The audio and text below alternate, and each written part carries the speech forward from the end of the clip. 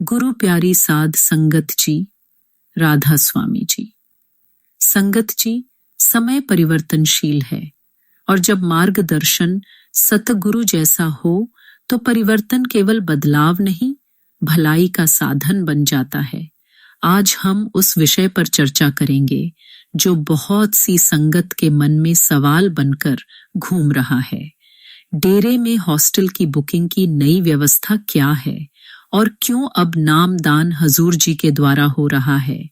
डेरे में hostel booking अब और भी सरल। संगत जी, पहले क्या होता था? जब हम हॉस्टल या सराय में रुकने का आवेदन भेजते थे तो पुष्टि पत्र कंफर्मेशन लेटर डाक द्वारा भेजा जाता था, पर कई बार वो पत्र संगत तक पहुंचता ही नहीं था।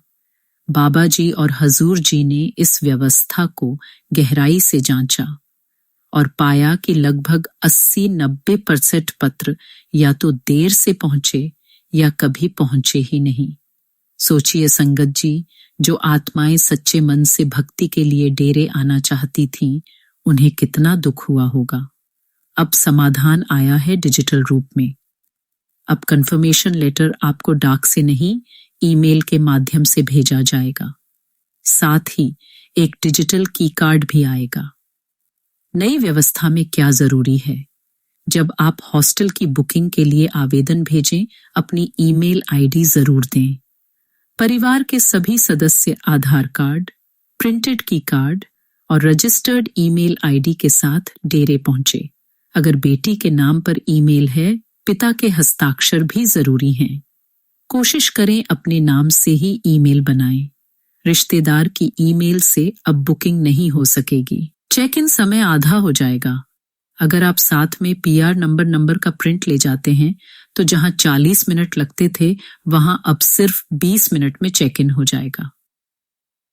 क्या बात है जी, सदगुरु कितनी बारीकी से सोचते हैं। बुकिंग स्टेटस जानने का आसान तरीका अब एक नंबर जारी किया गया है, जिस पर मैसेज भेजकर आप बुकिंग की जानकारी ले सकते हैं। बस टाइप कीजिए ABS स्पेस आपकी डिजिटल आईडी स्पेस तारीख, जैसे ABS 1234567802092025, और अगर आप कैंसिल करना चाहें ABS CMCL 1234567802092025। कुछ ही समय में जवाब आ जाएगा। याद रखिए संगत जी, अगर आप नहीं आ रहे तो बुकिंग कैंसिल जरूर करें ताकि कोई और संगत लाभ उठा सके। अब बात करते हैं सबसे भावनात्मक विषय की, नामदान। संगत जी, पिछले कुछ समय से बहुत से भक्तों के मन में यह सवाल है, बाबा जी अब नामदान क्यों नहीं दे रहे? जबकि बाबा जी सत्संग भी कर रहे हैं, दर्शन भी दे रहे हैं, तो फिर नामदान क्यों नहीं? बाबा जी का जवाब आत्मा को झकझोर देने वाला था। एक बार विदेश में एक सेक्रेटरी ने बाबा जी से कहा, ये आत्माएं बरसों से जुड़ी हैं, कृपा करके इन्हें नामदान दे दीजिए। बाबा जी ने मुस्कुराते हुए कहा, ये आत्माएं मेरी लिस्ट में नहीं हैं, इसलिए मैं इन्हें नामदान नहीं दे सकता। संगत जी, सोचिए क्या उत्तर था ये। नामदान कोई बाहरी प्रक्रिया नहीं है, यह मालिक की ओर से जिम्मेदारी से जुड़ा हुआ कार्य है। बाबा जी ने जिन आत्माओं की जिम्मेदारी ली थी, उन्हें नाम दे चुके हैं। अब वही जिम्मेदारी हजूर जी ने ले ली है। इतिहास खुद को दोहरा रहा है। 1990 में जब बड़े महाराज जी ने चोला छोड़ा और बाबा जी ने जिम्मेदारी ली, तो संगत का दिल हिल गया था। वही दृश्य आज फिर दोहराया जा रहा है। अब शक्ति हजूर जी के माध्यम से आ रही है, पर शक्ति वही है, नाम वही है, मार्ग वही है। भावुकता स्वाभाविक है, पर फर्क नहीं है।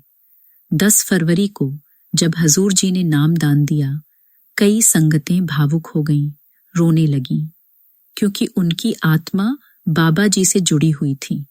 पर संगत जी, गुरु का चोला बदल सकता है, पर मालिक की शक्ति नहीं बदलती। जैसे बाबा जी ने कहा था, गुरु कोई व्यक्ति नहीं है, वो तो परम तत्व है जो चोले बदलता रहता है। भविष्य की झलक, अब सब कुछ धीरे धीरे डिजिटल हो रहा है। नामदान की जिम्मेदारी नई पीढ़ी के रूहानी प्रतिनिधि को दी जा रही है, पर संगत जी, अंत में जीत श्रद्धा और भक्ति की ही होती है। तो संगत जी, ईमेल आईडी जरूर बनवाएं। बुकिंग से पहले सब नियम ध्यान से पढ़ें और नामदान चाहे किसी गुरु से मिले, वो नाम ही आपको मंजिल तक पहुंचाएगा यदि आप भजन सिमरन में डटे रहेंगे। गुरु प्यारी साध संगत जी, इस वीडियो को यहीं विराम देते हैं। अगर यह बातें आपके हृदय को छू गई हों तो कमेंट में राधा स्वामी जरूर लिखिए और अपने इस चैनल को सब्सक्राइब करना न भूलिए। राधा स्वामी जी।